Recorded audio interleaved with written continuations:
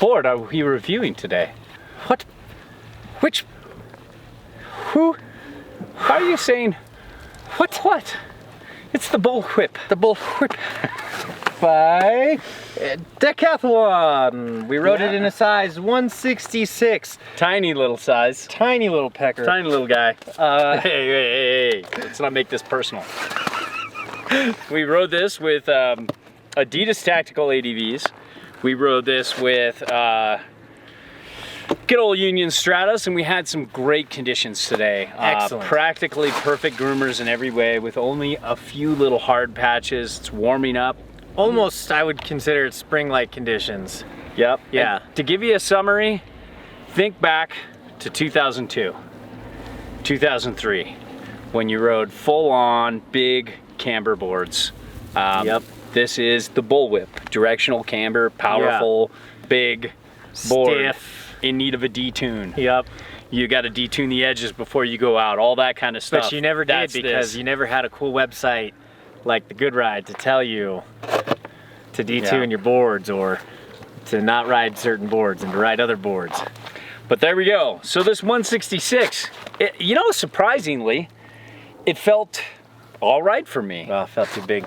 I don't know if I would choose this size. I'd probably go down to I would go down. Like if they had a 63 or even a 59, I think that would be more my cup of tea. But you know, hey, our weight fit it well enough. I don't know. I would have personally gone down to size. This felt like just too much board underneath my feet, personally. Maybe it's the camber too. Yeah. And the next thing is the camber profile. It's just got a big, healthy bow of camber. I did not see much early rise. It tracks well, but it felt almost a touch, you know, like too locked in for my taste. A detune might help. And the flex. Yeah, let's get to that flex. Yeah. Oh, yeah. Just stiffy. Stiff. Medium stiff to stiff here. And stiff here. It was stiff everywhere. I couldn't butter this very well.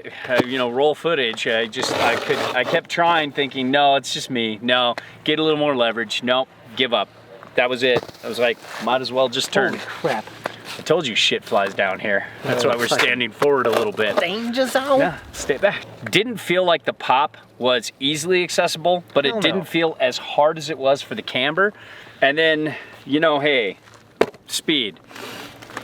Yeah, for a 66, I felt a little bit of chatter, but it's pretty damp and pretty stable. I'd say damp and stable for sure. Aside from like the twitchiness of the camber, like the stability at going at speed was pretty there. And you'd know more than me, but I hit one little rough patch where it was like tracked out, little micro bumpy kind of stuff, and I felt a little bit, but not a lot. I felt like for a 166, I should feel less, but it felt like it was like a damp 162.